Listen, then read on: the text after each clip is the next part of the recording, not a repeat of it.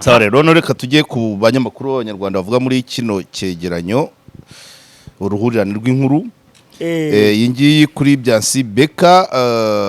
Beka Samuel muri introduction baravuga bati twakomeje akazi katangijwe n'umunyamakuru wahunze witwa Byansi Samuel Beka afatanyije na mugenzi we wapfuye mu buryo mu mpanuka idasobanutse neza. Iyo rwose ni noneho ati akazi bari baratangiye karako kujya kubarura abasirikare b'u Rwanda bagwa muri Kongo. Ngo niyo kazi bari bagize hanyuma batangira gere nabyo ngira ngo Byansi yanditse Byansi ati it took only a few hours by bus at the Krivati bifata ni igihe gito na amasaha make kuva Kigali kugera Igoma muri bus ugiye muri bus no ntabwo ariko bivuga byasatangira rero bitangira bivuga ngo amasaha make navuye Kigali ngigoma nibyo bimbesheje mu buhungiro. Ati kandi bishobora ko ari nabyo byatwaye ubuzima bwa mugenzi wanjye ngo n'intwari. Uvuga ngo icyo gikorwa yakoze ibintu bitarengeje umunsi agakorwa katarengeje umunsi ko kuva Kigali ugigoma niko katumye Byansahunga niko gashobora kuba kari mu byatumye na ntwara apfa niko inkuru itangira. Muri make barajyanye turaza kureba bari babanye bate. Ati hari mu gushyingo 2022 abanyamakuru babiri b'abanyarwanda Samuel Beka na Ntwari John William bapanze kujya Igoma muri Nord Kivu aho bagombaga guhura n'umuntu ubajyana kuri tere umufigisera. Hanyuma ati Byansi yari afite gahunda yo kujya gukora gucukumbura ibi kumfu z'abana b'abanyarwanda bakira young Rwandan soldiers bapfira muri Kongo.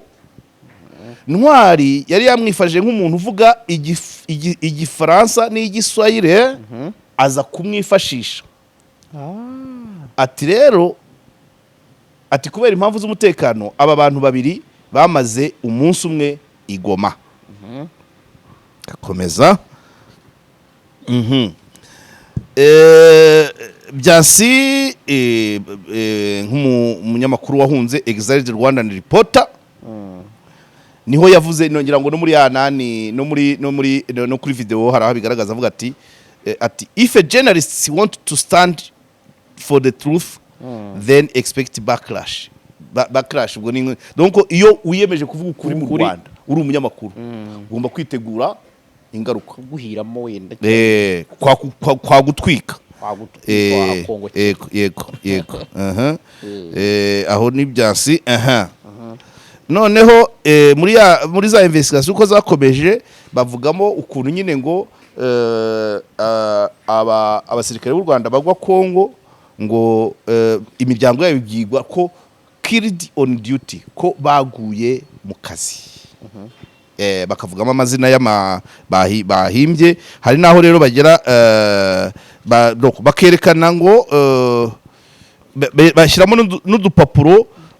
abasirikare bagega bandikira abavandimwe babo bashiki babo cyangwa abagore babo ngo bajye gufata amafaranga kuri CSS ariko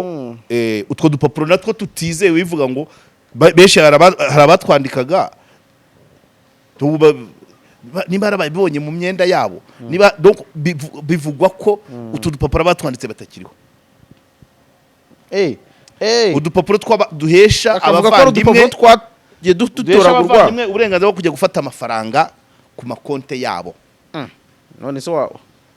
wakwandika urupapuro investigation nyine itebyawe.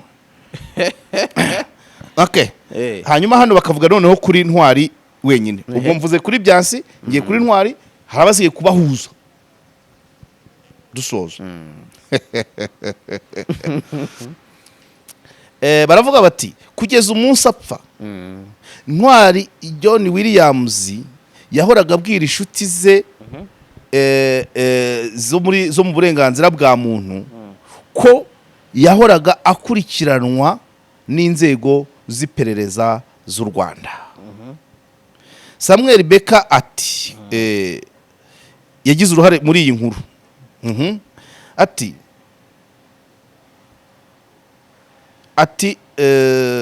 okay. Ati Ntwari yahoraga avuga ngo nabwiwe ko mbwirwa ko nzagwa muri gereza cyangwa nzapfa. Inkuru ya RFI ivuga ngo marché sur je crois gusyonyora tuzagusyonyora uri kuri kariya kamoto kawe kariya kamoto tugendaho iriya yi France. Noneho ati Ntwara akavuga ngo I can't go home today because of a car that was following me on the motorcycle I was riding. Even when I enter office, upon existing I see a packed outside. It packed outside, so today it is packed near my home. Ni nko kuvuga ngo yaravuga mbere yuko apfa ngo hari imodoka ihora imukurikiye aho agenda kuri moto ngo ndetse niyo ageze ku kazi ibihari ngo ubu ngubu ngiri guparika hafi yiwe. Ati none uyu munsi sina akaga kare kamanze ngakoreho commentaire niba atari kare cyane. Ibi byo nanjye Ntwari yakunda kubivuga, ariko kugira ngo umenye imodoka ziri inyuma ya moto sava biterwa n'uwuriwe, ntabwo ari ukoroshya ibintu. Alphonse Twahirwe ejo bundi baramugonze Kabeza, nawe ni Vigo yamugonze, ariko nta byakurikiyeho nk'ibi. Nta moto igenda mu muhanda idafite imodoka ziyikurikiye cyangwa zihura nayo. Dore ngewe ni bya bindi nababwiraga kuri iyi myaka 52. Noneho narabizaniye amavigo yose yagiye kwitaba telefone aparika iwanjye. C'est vrai, ngewe ni ku Karubanda kabisa hari hahora naparika ko nikora kuri BNB twaraganiraga bati urasanga iparitse hasi kuko twakoraga muri 6. Kuri TV10 dukora muri 3, nabwo hari igihe mvuga byo ntawe ubimbwira, nibyo nibwira ku mutima aturayisanga aho muri parking. Ariko kuri BNB beshe abagenzi bajya barambwira gati uko bite byawe ibyo bintu uvuga nkabona burakeye. Ahubwo yaje kumpa invitation. Gashaka avuga ko yaje kumpa invitation ya Prince Kid. Abana ba mituyu abagurisha abantu bose bo mu kabuga kanyatarama bahise babwira abantu dukora ati no Karegeya ntago azagaruka kuko yari Vigo y'umukara ya film. Hagiye gushira isaha bamwe atari kuri amahoro bose bahise bahuruza, nta nubwo nari nzi ko banzi kuko nahagiraga akanya, ariko babana ba mituyu babandi bacuruza utu babo mu butike bazivuze Karegeya ko agiye. So ubwo rero twarahanyanyaje ntabwo kandi ntabwo naba nkindutse icyo cyo cyemera nge ntawe nihisha, nanjye ngenda kuri moto ni imodoka nzagura nzayiha umwana cyangwa umugore kuko moto iranyihutishiriza nanga stress zo muri ambuteyage. So rero nimvuze yabahanda ko imodoka zinkurikira iyo ni nka hari ikintu twitaga Blue Lady yari amavuta abagore benshi bagura ku buryo ni nk'ikintu cyambawe na benshi kwa kuba waba kuri moto inyuma hari imodoka senomo nibisanzwe ko nta moto igenda mu muhanda yonyine, niko mu muhanda kenshi biba niko nibwo buzima bwo mu muhanda. Okay, urumva rero ahangaha niko yavugaga yanabibwiye ibi yabibwiye uwitwa muri mu kwa mbere 2022 habura umwaka umwe ngo apfe. Ntwari John William ibi yabibwiye uwitwa Rubens Mukunzi Mr Bean ndamubona Mr Bean yarabimubwiye uyu abahanze n'est-ce pas? Yego amubwira ati rwose mpora ncunzwe buri munsi babandiho, they do all the dirty work at night. Ira chat bashyiramo niye na Mr Bean oya yandikiranaga n'abantu benshi ngiye ndimo ndagenda aka gacati ubwo kari mu Kinyarwanda bakasanga ari na Mr Bean ngo ndaye mbunga kubera Vigo imaze iminsi ingendaho ikurikiye rimwe na rimwe moto mba nateze cyangwa se najya ahantu nasohoka mu byo narimo nkasanga iparitse hanze hafi aho, none ndatashye nsanga iparitse mu marembo. Ibi nibyo bya bindi ba translatinze. Okay, mu kwa 11 2022 habura amezi make ngo Ntwari apfe. Buri mbona soma Ntwari left on reporting trip with the colleague Samuel Beka to Democratic Ntwari yari yatangiye kwandika inkuru ku byo bavuyemo muri Kongo muri November. Hanyuma ibi yabibwiye nde Clementine Domonjwa wa wundi basubirijeyo ku kibuga cy'indege. Ariko urumva ibi bintu uruhurirane. Okay, Ntwari was one of the few people to give a voice to those human criticism. Ibi ni byavuzwe na Clementine Domonjwa avuga ati Ntwari niwe muntu mu Rwanda watangaga wahaga mikoro abadafite kivugira. Ati amezi make mbere yuko apfa, uwo ni Clementine Domonjwa avuga kuri Ntwari. Amezi make mbere yuko apfa yatubwiye ko yari amaze iminsi yakira abashyitsi bavuye mu nzego z'iperereza n'iz'umutekano, kandi bakamuhamagara bamutera ubwoba, bamubuza inkuru zitavuga neza u Rwanda. Mu kwa 8/2021 Ntwari ngo yakurikiranaga urubanza rwa Rusesabagina, ariko abura ivideo yafashemo ngo bamubuza kwitangaza. I've gotten threats ordering me not to publish the video and delete all of the footage. Ngo bamusibishije ibyo yafatiye mu rubanza rwa Rusesabagina. Arabandikira ariko se sibyo se byanzinduye nyine kubwira abantu. Ati ça n'a jamais été du tout facile. Nibyigeze binyorohera. J'ai encouru des menaces pour que j'abandonne la publication de la vidéo. Nakomeje gushyirwaho iterabwoba ngo ntatangaza iyo vidéo. Et j'ai été même demandé d'effacer toutes les images prises vendredi. OK, ibi ni bya bindi tubaze kuvuga. Même en âme et conscience, je me décide de publier la vidéo très bientôt et je vais t'envoyer le lien.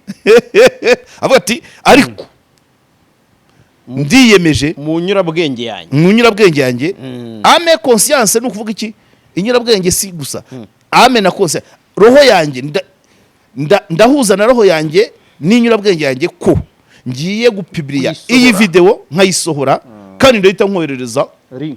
link uwo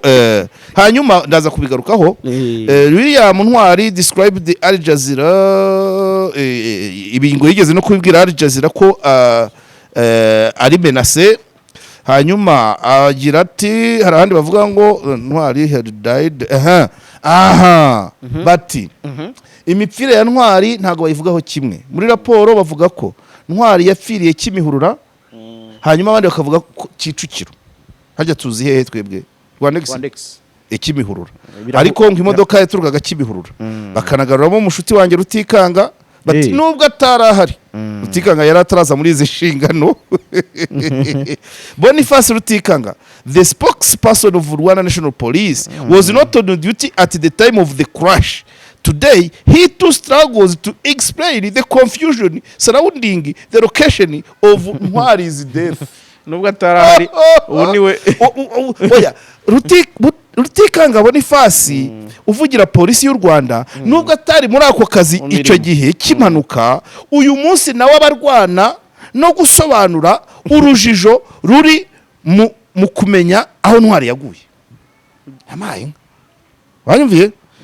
bakazanamo Frank Habineza, ariko ndi kwihuta aribyo ndaza gusimbuka. Frank Habineza ati I don't blame my friend but we must be careful, you never know that might happen at night. Avuga ati ntabwo nabara ikosa kuri mugenzi wanjye,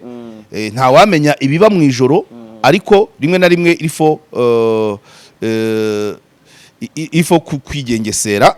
We ignore warnings because we've grown used to them. Ati ntabwo warning ni nk'iki kwihanangiriza. Yes. Ati tugerageza kutita ku myihanangirizo duhabwa kubera ko twakuze twarayimenyereye twakuranye nayo. Uwo ni Frank Habineza. Reka nze iyi page ya nyuma Rusesabagina none wandika silence. Okay. Iyi okay.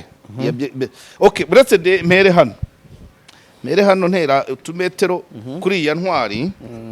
mbere yuko muhuza na John William mbere yuko muhuza na John William Clementine de Monjoie aha ibi nabivuze bya za Vigo okay kamere ku cyanyuma kambere kuri Frank Habineza Frank Habineza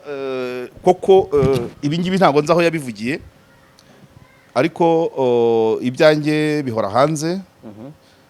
tugiye gushyingura Ntwari ku Kamonyi nakubwiye abantu bari bahari Ingabire Victoire Ntuzana Ntaganda yewe naba ngaba Ntwari avuga ko yakekaga ko bamuri inyuma no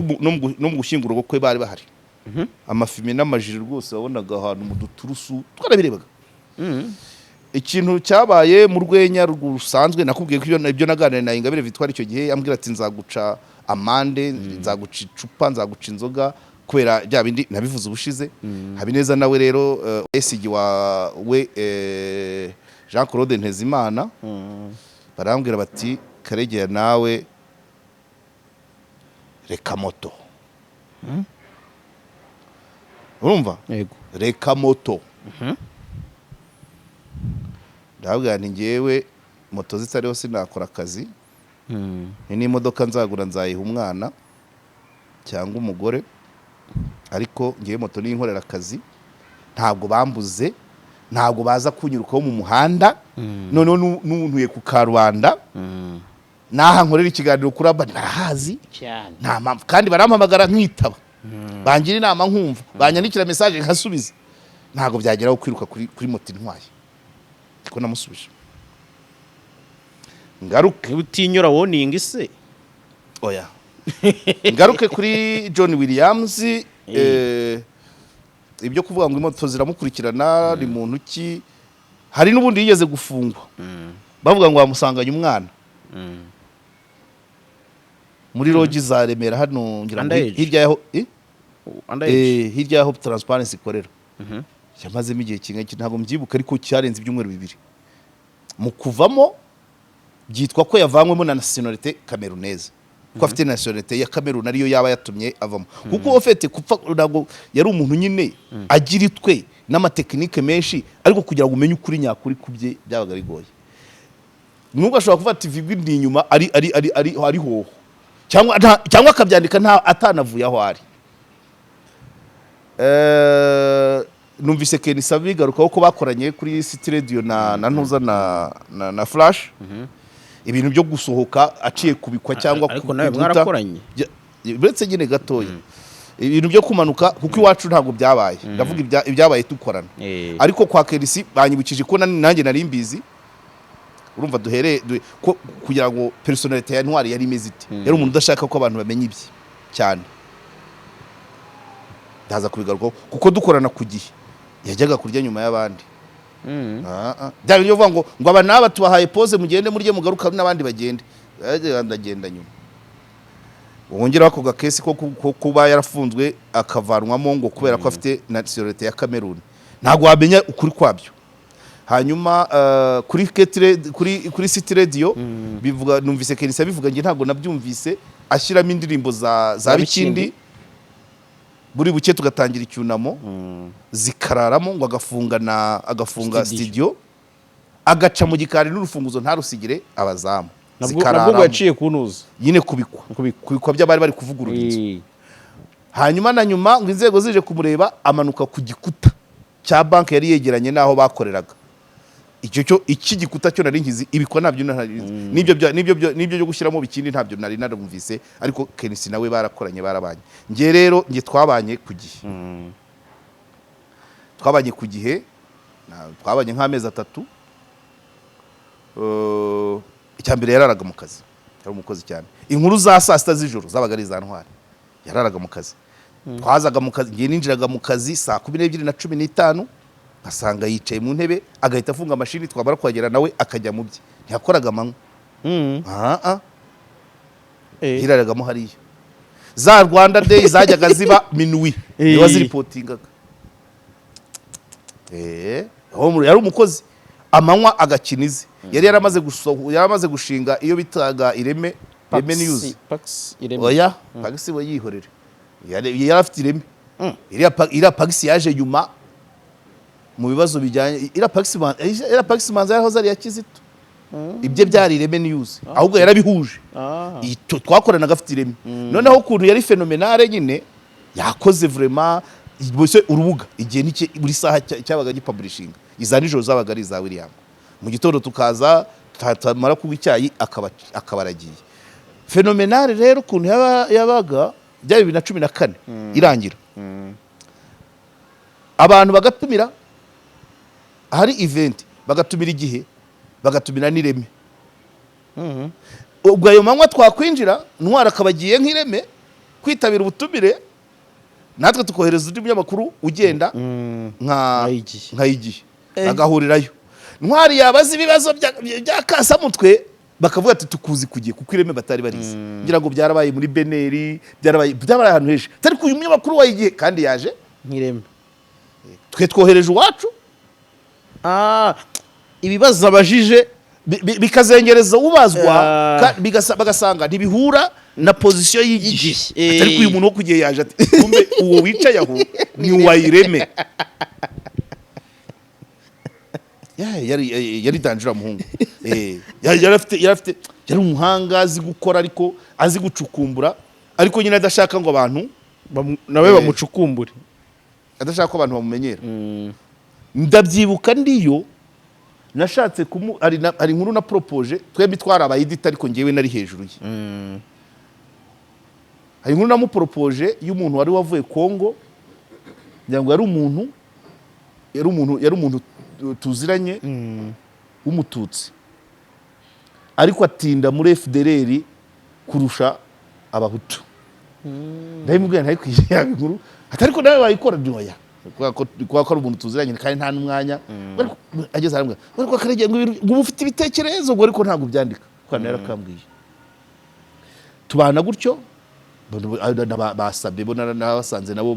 habasize bo bari bamumenyereye hakaza utubazo muri management twari twarahanye ibihe byo kumanaginga comment rimwe izikakaye zigasohoka mu masaha ye ibyo bikatubera ikibazo akarekura cyose ko ari ibyabaye twakoraga inama bati kuri iyi saa ninde wari ushinzwe kurekura comment ugasanga meyera kabyoroshya icya kabiri umuntu bahuzaga ntago yari amuzi nabyo ndabivuga ajyanye ntabanga Karirima uri uhagarariye igihe mu Bubiligi niwe muntu ushobora kuba yarahuzaga cyane na Ntwari ariko bataziranye ku buryo Karirima yigeze kuza mu mushyikirano asanga Ntwari ntawe uhari aza guhoberanye ngo turaso yabikoze kabiri inkuru za Karirima za Karirima nyinshi iyo zazaga wabonaga abanyamakuru abayedita benshi basurikira kuri Ntwari akamwemera bari n'umutipe we yaravuga ati ibya Ntwari na Karirima simbizi nimutegereze Ntwari noneho Karirima aje kumushimira asanga ntawe uhari abona nge imitwe yasyaga gusa gutera kimwe yego akaza nkabona yarambuye amaboko yageraho agasanga sindi Ntwari hanyuma Ntwari ikindi kidasanzwe nabwo utapfa kumenya icyo gihugu nubwo twakoreraga turi ku gihe ntabwo twari tuzi ngo ahembwa nande kuko twe twakoreraga ku mihigo ibyanjye ntabanga ngewe guhagarikwa ku gihe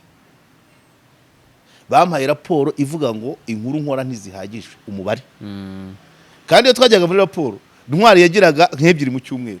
hari abandi bakora 9 zidahagije zikitwa ko zidahagije kwibaza Ntwari iyo aragenda bera akabivuga yisekera ariko ngo William zira 3 mu cyumweru ngo nugucukumbura yakoze muri iyo periode nari mpari ko nge ndibuka cyane yakoze y'amafaranga ubwoko bw'amafaranga yose u Rwanda rwagize yayikoze hafi ibyumweru 2 arongera akora yitwaga itara niba karagashyaka kaje niba karaga ka satellite ka MDR simbyibuka neza karimo bitwaga bakabanda MDR imaze gusenga akora ko yagakoze ubushaka inkuru icukumbuye ibyo online zishobora kuba izo nkuru zishobora kuba zigihari nayo yayimazeho hafi cyumweru cyangwa kirenga twajya muri raporo wakerekana nk'eshatu hakabundi werekanye nk'icumi zo muri showbiz ibyo byarashobokaga abandi turakukuza muri 6 abazirindwi abo 8 ariko ukabona ko filozofi isa naho ari ukureba umubare w'inkuru ariko byagera kuri Ntwari umubare nturebwaho none nkatekereza ariko si umuntu ubu ahembwa nk'abandi kuki abandi bariho pressure y'inkuru 8 ku munsi wewe 3 mu cyumweru kubona yiturije ku buryo nyine byatumaga wibaza either ahari nk'uhacumbitse cyangwa hari undi mubayeri umuhemba kuko ari uguhemberwa random ntabwo yashobora niyi nkuru wayibarira 5 by'icyo gihe 5 byaba ari 15 mu cyumweru byaba ari 60 mu kwezi ari bya target yari kuba abandi barabaharasingaga bavuga ngo umubare wawe ni muke nanjye moyenne yanjye yari zareshe hagati ya 6 n'9 ariko bambaye message ndi mu rugo bati twabonye raporo yawe kuko nasaga naho icyo gihe nasaga naho nyiri muri probation noneho hageze phase ya nyuma yo kuvuga ngo basinyisha banyoheza ka message na ifite gatoroshe banyoheza ka message mu gitondo uyu munsi ntiwirguza twabonye raporo yawe ituzuye kandi moyenne zari inkuru hagati ya 6 urumva uwo William nuko twabanye icyo gihe so yari umuntu uri phenomenal ukundi kuntu uzi gukora ariko utamenya ibye iki niki ukakimubonamo ariko atari cyari bukugaragariza kuko nk'iyo case yo gufungwa azira mineri no kuvamo avuga ngo ni nationalité camerounaise imukuyeyo ntabwo iyo situation nta muntu numwe umetiriza ibyarimo bamufatiye muri logi ngo na mineri nibyo bintu byo kumanukira ku ntuza ibyo by'ubukomando nanjye byo shaka by'ubukomando yewe turi kugiye ntabyo numvise ariko hari ibindi biwanigeze kumva nyine no icyo gihe yashizemo bikindi ngo niwe yamanukiye kubiko none nyuma yaho inzego zaje manze ari cyagiye cyifatwa rya bantuza rya Kizito na nta muhanga manze ari cyo gihe yamanukiye ku gikuta nk'umuparashutiste koko ngo wahita nakora iki imbere so ibyo ni ibintu numvaga urumva none se rero abayeho umusirikare ntabyo nzi ngiye twabanye amezi makeya abo bizi ariko birashoboka ko atabaye we ahubwo yabaye tujye dutandukanya kuba umusirikare no kuba mu gisirikare yego reze wavukira mu rugo rw'abakomando kera ko abasirikare babaga mu bigo umwana wavukiye mu bigogwe akava afite 15 ubwo wamubona gute n'ubu hano turabafite abana babaye mu gisirikare atari abasirikare nk'abana bagiye barukoka jenoside kuri abatutsi badafite imiryango yabo ni abasirikare b'inkotanyi akabakurikira uko kagenda gakura bagatuma utuntu ibyo bakora kabireba hagakura uwo nguwo yabaye mu gisirikare ariko ntiyabaye umusirikare abo turabafite benshi hari ababaga ku bigega kwa Birasa tukibibyumba hari aho bibera abafanda atuye nabo bakaba mu micungararo bakaba muri icyo gipangu kabisa mu duhema nawe rero yagaragazaga ibimenyetso by'uko yabaye umusirikare ariko ukuri benshi bavuga nuko ahubwo yakuriye mu gisirikare wenda from ababyeyi cyangwa abavandimwe icyo kirashoboka nta nibwo ibyo byose na ngombwa genda reba uko yakoraga ariko iby'ubukomando bavuga ko ngo yabaye umwakorobate yabaye umwakorobate mu bivugwa wenda nkurikije n'ibyo Kenisi ariko ndabizi ngewe nko kugiye cyaca abantu generation yacu abana bo mu gisirikare bahoraga muri sport pe babaga bazi utuntu twishi izo za so anariyeri za so wati cyakiri bakita guki bare fixe acrobacy ibintu birirwagamo babagamo ibyo rero donc umubonye ratera ikinyuma nta nubwo abasirikare bose bazi biriya ubwo nari kubajije ko ngende ku kintu Kenisi yavuze ngo iyi acrobacy yabayemo ngo ari yigeze kugwa muri koma ntago icyo nakemeza icyo ntango nagitinda bakavuga ko yewe ibyo ndavoma kwa Kenisi ni biri professional ni ibyo mu kazi uko bavuga ko ibyo yakoraga byose bitirwaga niyo koma naya nabyo ibyo ntago nabivugaho ko sinzi iyo koma ngo nabizi igitwe babivuga ntago ibyo nabireba ndamureba mu kazi Barese ubwo urambwira ngo niba kujya muri koma ari byo byatuma utajya kurira rimwe nabandi urumva byahurira he byose byatuma uhora wikanga imodoka inyuma yawe nasanze nta icyo bagifate nkaho nta kivuze kujya muri koma byatuma ukora investigation muri Kongo bihurira he waragiye muri koma ahubwo byajya bivuga ngo ugera ukajunjama n'urugero nta na hamwe consequences zo gukubita umutwe hasi ukajya muri koma nta namwe consequences zara izo gukora investigation izo kuvuga izo ndabyita ngukira cyo bita ni nabyita se nka contre espionnage hari icyo bita muri principe za ntuza bya mu bintu bya renseignement hari icyo bita ari principe avuga ngo on ne peut ne pas communiquer bishatse kuvuga ngo iyo ushaka guheza umuntu ubizi neza ko gushaka amakuru himba y'umuha ariko nuyamwima arajya gushakisha amenya ayanyaye utwo turere twayagiraga nyine niba umubonye asohotse agiye kuri telefone akagaruka koze mwavuganaga nande cyangwa iki ntabwo ari kubwira ngo ntawe ari yaranje kubwira ikindi kintu niba yarimo avuga wenda ko indege avuga ko imbunda yarashe RTM yari ibumbogo ari byo yavugaga ahita avuga ati urebero habaga inzoka ni umuntu waragiraga inzoka zo kwabyara Imana kwireba araguhamije kandi uhita uba satisfait ntabwo ari ukubwira ko yavuganaga n'uwarashe RTM ntabwo ari bukubwire ngo ntawe izo se ariko sakaze za trauma ntabwo nabirinkinga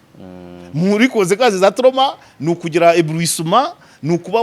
wagaruka muri crise ni ukuba wajunjama ni ukuba waribwa n'umutwe ni ukuba wagira inzara kwikanga yekanga zihorera okay noneho rero uri ntwari byansiwe rwose muvuzeho ni nkurikije uko yari ari hano yari ameze neza umunyamakuru utunga bemu ni bangahe mbarwa ubukwe bwe arabwumvise aho yashatse arahumvise ahantu yageraga ku makuru yigereraga ibyo abantu bagomba kugira rero abantu ntibagobye kuita nta nubwo wakagombye kubona ibi bintu nka Byansiwe wenyine hari inzira nyinshi Byansi ashobora kuba afite aho akura amakuru hizewe aho agomba kureba Byansi hano yakoranaga bya hafi n'inzego ariko nanone iyi travail nanone ntiyaba iya Byansi wenyine bashobora kuyimwitirira ariko ukongera ukabaza inzego mu Rwanda Byansi mwapfuye iki niko nabyita sibyo ko hari amakuru yabonaga twe tutabona cyane sibyo se cyane uburyo yarabayeho nta kibazo yari afite yabacitse ati mwapfuye iki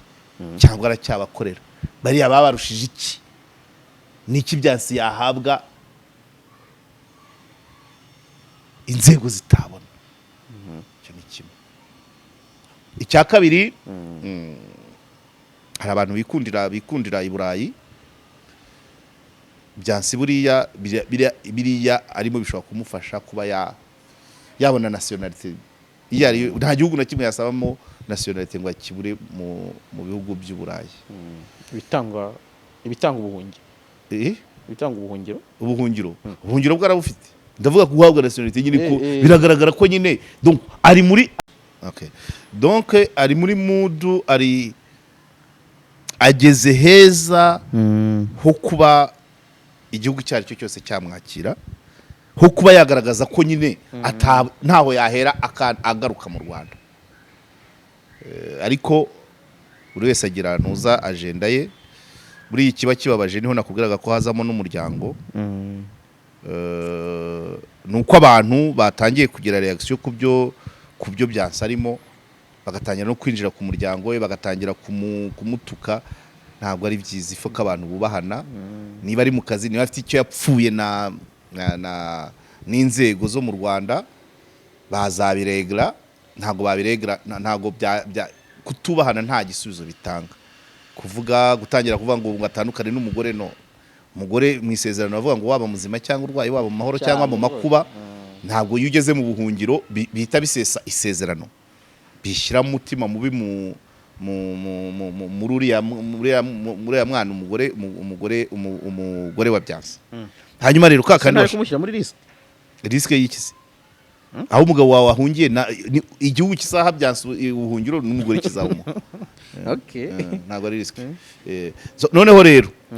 Byansi Byansi na Ntwari ni abantu bashoboraga kuba bahurira ku nkuru bagakora synergy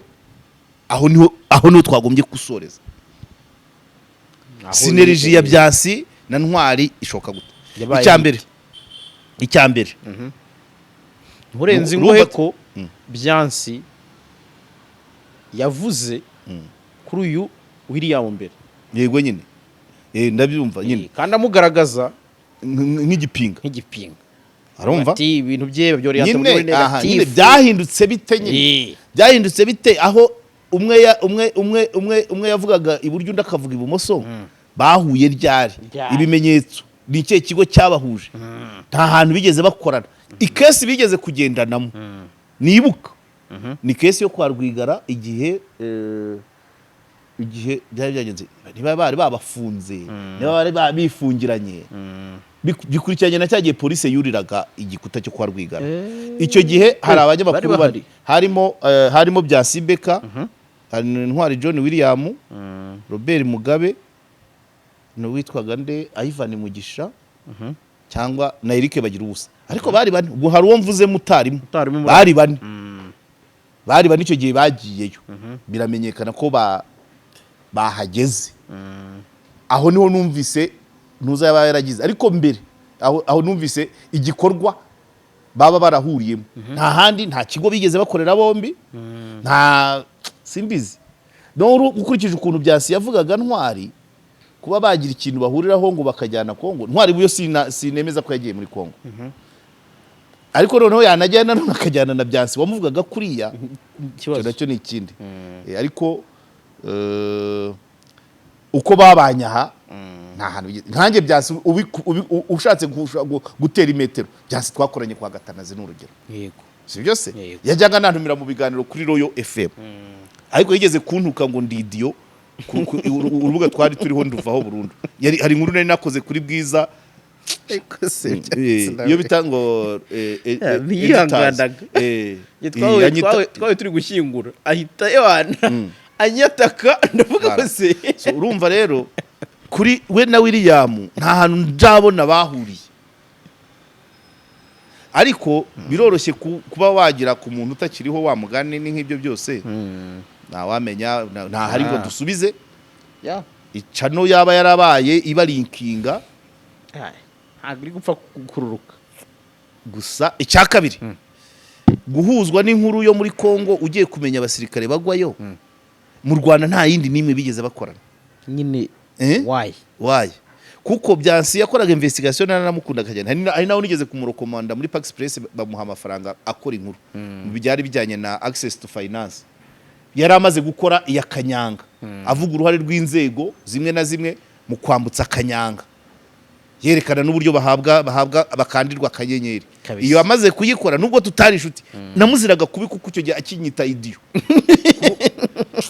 nahise ndakara ariko iyo nkuru kuri Kanyanga nizi akora n'iyindi yo muri Asari urabyumva Asari uru rugaga rw'amassurance inkuru ze ebyiri maze kuzireba ndabona nyamara uyu mwana nubwo wenda discipline yaba kubaha abantu byaba biri hasi kuri we ariko arashoboye iwacu tugiye muri Pax Press bagiye gutanga ntuza rero bagiye gutanga grants z'inkuru zicukumbuye ndamurekomanda navuga nti na Byansi mu mushyiremo ndabimubwira abanza no ati ko naniwe ati ndiruhiye maze iminsi nkora izindi niwo ni natwe ngwino dukorere kuko urumva kuba amafaranga ya Pax Press yakora neza kandi akavamo inkuru zifatika kuri ngewe abarishemo ndamwinginga araza atanga projet kandi yari iryoshye pe y'abantu access to finance ngo babeshyaga ko batanga amafaranga yabise ngukira titre yayise ngo the Messiah who are not abacunguzi batariho kuko amafaranga ngo yazaga ntabwo yajyaga ku baturage ubwo rero icyo gihe naho urumva nari ntangiye kumugarukira no kwa Gatandatu twakoraga ariko numva ntashobora guhuza ku bindi bintu kubera ko agira utwo tuntu two kutubaha abantu so rero ntabwo ndabona mu metero zishoboka icyamuhuje na William kirashoboka gishobora kuba kiri kimwe nuko bashobora guhuzwa n'umuntu bafitemo inyungu ukeneye umwe ubakeneye bombi ariko mande ya ivuye muri aba banyamakuru bandi bagenzi babo bati muzayikorane mwembi kandi koko Byansi nyine yasobanura avuga ati ngiye impamvu nitwaje byansi ni haho ari we wari ufite wenda icyo kiraka ariko yitwaza Williams kubera ko azigoma akaba azi n'igifaransa aricyo n'igiswahili ari byo bikoreshwa hariya cyo nacyumva ariko nta zindi affinité bari bafitanye zishoboka so muri makeya bavandimwe nabatindiye yego naciye kuma yanjye ariko ibindi tuzagenda tubigarukaho ngira ngo uko tubonye akanya ariko sida ngombwa ko bidufata umwanya ifoke nanjye ngomba kuvuga no ku matora twimirije imbere tugomba kuyavuga niba komisiyo ejo yarasoje kwakira abakandida tugomba kuzabivuga 14 bazavuga baze kugira nyuma yaho hatangire kampanye ibyo nabyo tugomba kubijyamo ariko iyi ngiyi irasa naho yari ibaye nk'ishyushya imitwe uburyo byamamajwe ese kumenya ngo harimo iki abantu rero nibo bisesengura ngiye ntabwo ndi kubyamamaza ni ukumenya ngo harimo ayahe masomo ese niki cyagakorwa inzego cyo kora zibirimo kabisa nabonye zidacecetse ziticaye irofo niko bagomba kugira ni ngombwa ntabwo rero ari ibintu byaza ngo barimo baravuga ngo umuntu ukubyamamaza no sadepa n'uburyo bivugamo abantu bose baceceke tuvuga ejo se ningiro duhura nawe atari ko birabyo kutabivuze nzavuga se ngo nari ndi mu matora nzavuga ngo nari nagiye irusororo nzavuga kameme niba warabyiyemeje nta cyagombye ibyo ntavuga cyetse bitari muri domaine yanjye abantu barabizi bya bindi biruhura ariko ibibarushye ibigomba kujya mu mutwe mukabanza namwe mugatekereza muzabibona nibyo niko kazi kaje cyane cyane ko rimwe na rimwe hari benda abandi bafite yindi mirongo yabo abandi niba undi yahisemo kwitegura harya ya match y'abavetera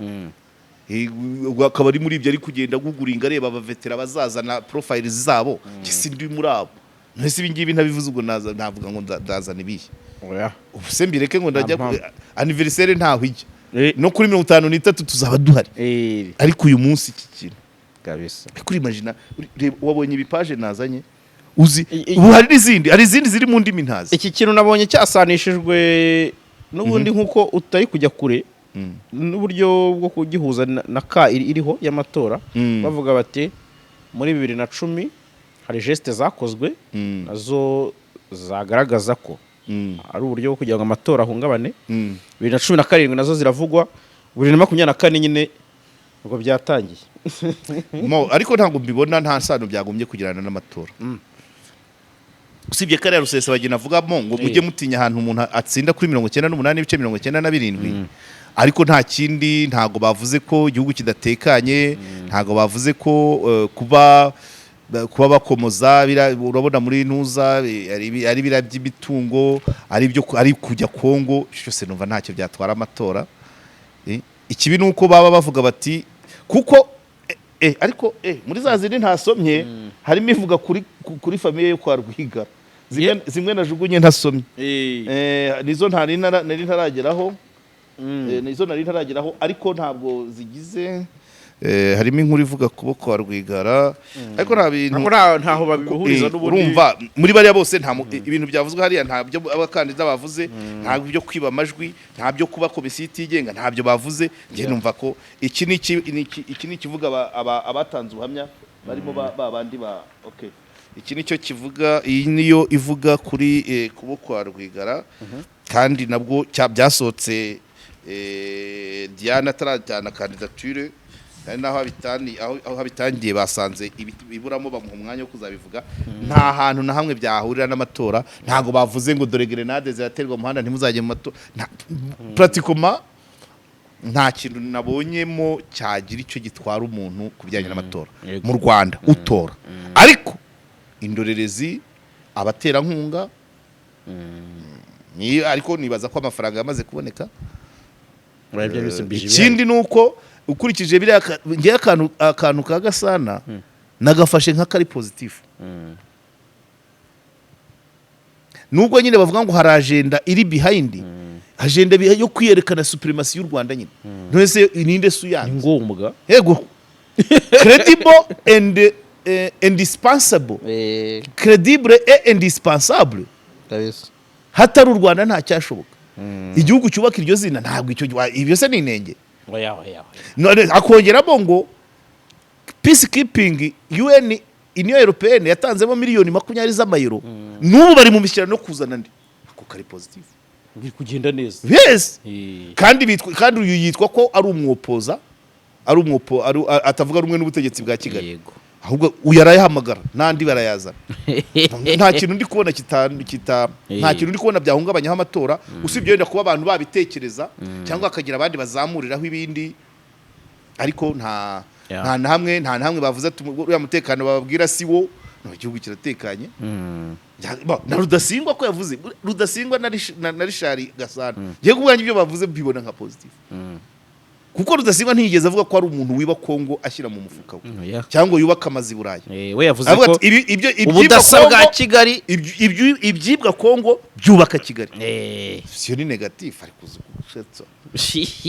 Donc urumva rero ntaho byagira sibye Rusesabagina kuvuga ngo amajwi ngo ari menshi. Ça dépend ariko nta birenze. Tandukana na babandi babeshya ababona Ishwa Deal bamaze kugeza benshi ku nzozi zabo. Aya mahirwe mboneka rimwe ntagucike. Ubushobora kubona akazi cyangwa kuminuriza byoroshye mu bihugu nka Canada na Amerika ubifashijwemo na Neo Travels. Izi nzobere zigufasha kandi kubona visa, inguzanyo yo kwiga no kubona amashuri meza muri Amerika n'Uburayi. Si bigusa kuko ushaka no gutembera, kubona akazi no gukora business byose babikugiramo neza kugeza ubonye visa. Kabya inzozi zawe zibimamo hamwe na Neo Travels. Ku bindi bisobanuro wabahamagara cyangwa ukabandikira kuri nimero ubona kuri ekara yawe. Neo Travels, amahirwe yawe kuri inshuro ari imbere yawe. So Karege nyemerera rero ngushimire duhinira ahangaha wenda tuzagenda tubigaruka mu bihe bitandukanye. Nabonye ni ikintu gikomeje kuvugwa mu buryo bumwe cyangwa ubundi abasubiza byatsi ni benshi cyane. Ntago twabigarukaho commentaire vis-à-vis ya profile ya Byansi tuzazivuga ukwazo. Ariko abantu bari kuzikora nabo nubwo we tubaha abantu bamwubahe. Afite icyamujyanye, afite ikiri gutuma akora ibi. Cyangwa se niba mwatake bataka profession ye wikwataka famille ye sibyo wikwataka famille ye niba hari zibizi kandi ngiyewe reka nkubwiza ukuri aho kwataka Byansi nge nta kwataka bahoze bamukoresha akabacika yababuranye ikizi ibyo bari abazungu bamuhaze kuki batabimu nta unanira nase ntabyo twamenye ariko icyo nzi cyo ameze neza twarabibonaga. Okay. Ahubwo nabo nibisubiremo bamenye ngo abantu iyo babanye ari sheri shushu batandukana bigenze biti. Ntago natunga gatoki Byansi ntagatunga abahoze bamukoresha. Okay. Yabacitse mwabuze iki ni mwabuze iki bari ababarusha iki hega niko bimeze. Okay. Buriya hari uyu mugani se ndawuca baraza kuwumva simbizi. Iyo ugiye mu isoko ukabona ihene ifite umutwe munini uremereye uyibagira abakiriya. Okay. Iyo ubonye ifite umutwe mwiza uteye neza uhita uyibona ko yabyara urayigura ukajya kuyorora. Ariko iyo ugiye guhita mu ihene ukorora yari kubagwa ukorora yari kubagwa ukabaga yari kororwa birapfa. Mpyisi niwe wigeze no kuvuga ati hari abagore sinzi ukuntu yabitaga ajya mu bishyimbo noneho agateka ibyari guterwa agatera ibyari gutekwa. Iyo uteye ibyari guteka iyo uteye ibyari guterwa iyo uteye ibyari gutekwa rero ntago bimera. Iyo utetse ibyari guterwa biraryoha ariko ubwo ejo ntubuzarya. Sawa. Okay. Kadusoreza. Mwakoze cyane. Nawe.